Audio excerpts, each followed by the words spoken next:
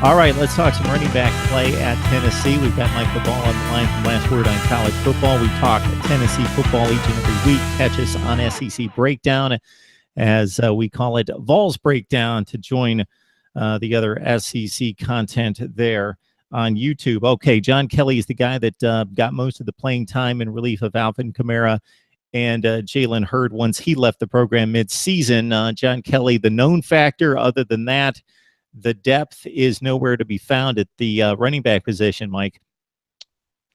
Yeah, so losing two big guys. You lost Joshua Dobbs, the drafted quarterback, and then you look at running back. You lose Jalen Hurd midseason. He's probably going to be a draft pick on down the road. And then Alvin Kamara was taken by the Saints in the NFL draft. So you're losing a lot of talent. And really, you can almost count Joshua Dobbs as a third running back with all the rushing yards and rushing success he had last year. So you're really losing your top three running backs from last season.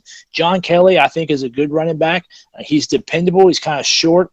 Stout. He's that kind of modern running back who's not going to break. He's not going to break 90-yard runs, but he's solid, particularly in between the tackles. But that's kind of where, and he's proven. Came in for relief. Jalen Hurd several times last year and carried the ball quite a bit down the stretch. Looked pretty solid last year. He's not going to break into the top 5 returning guys in the SEC because the SEC is loaded, but he's solid. But that's kind of where the depth ends. The two guys that they'll probably go to after John Kelly, Carlin Fils-Aime, who had a couple rushes last year. I think he's going to be a good third down back, a good option. He's kind of that guy, I think, with swing passes to the outside on third down or maybe an off tackle, a little bit more speed, but he's not doesn't have the same frame as John Kelly has. Probably not as strong or as tough as John Kelly. And then freshman coming out of Nashville, Ty Chandler. A lot of people are excited about Ty Chandler. He's a little bit taller of a back, kind of a little bit more like Hurd, a little bit taller, with a little bit of speed to go with the toughness. I'm not as high on Ty Chandler as a lot of people are. I think he needs to get into the program. I think he's a guy that needs to be in the program a year or two, bulk up a little bit for the style that he runs.